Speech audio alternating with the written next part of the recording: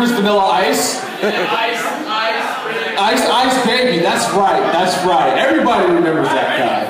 I really feel like he should be in the Rap Hall of Fame because he's a trendsetter. And I'm going to tell you how. By the time Vanilla Ice came out, it had been 10 years since rap had came out. The first rapper to ever have a #1 album. I said it. #1 album. He was also of course, the first white rapper. And then Vanilla Ice started with a trendsetter in the ways of how rappers nowadays live their lives. He got a bunch of money, he bought a bunch of jewelry, he bought nice cars, he started shitty movies. Everybody remember that movie Cool as Ice? Yeah, exactly. No, of course you don't, because that movie was shit. He got the first rap beef ever with Suge Knight from Death Row Records. Yes, he did. And so therefore, and then he went bankrupt. And then he got his own show on HGN with honest people. So yes, Vanilla Ice is a trendsetter in many, many ways. When we speak of rap, I like to think of my favorite rapper, Young Jeezy. I like Young Jeezy because Young Jeezy tells you what he likes in his songs. And I quote, Jeezy liked to drink, Jeezy liked to smoke, Jeezy liked to mix Arm & Hammer with his coke, unquote. He tells you exactly in the songs what he likes. Another reason why I like Young Jeezy is because Young Jeezy is also going to the Rap Hall of Fame because in his songs he tells you about his accomplishments. And I repeat, and I will yet again quote from the Billy Jeezy. I'm the realest N-word in it, you already know. I got Trapper of the Year 4 times in a row. Well, what'd they give you?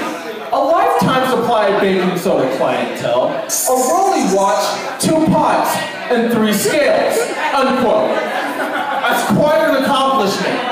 Trapper of the Year 4 times in a row. I mean, Fetty Wap had to outsource to get his trap house going. By that rate, he's never going to get Trapper of the Year. Not by any means. No cornbread tonight. So I'd like to talk a little bit about my dating life, or how I'm trying to get it off the ground.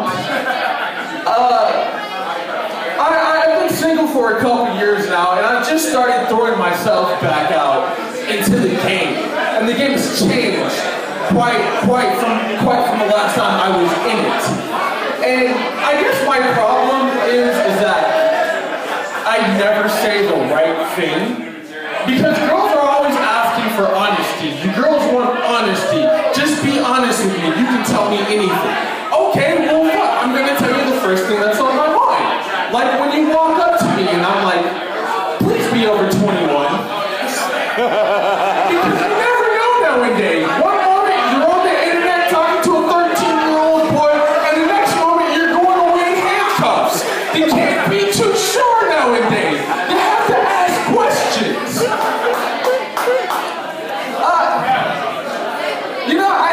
For some reason, it just seems that I never say the right thing.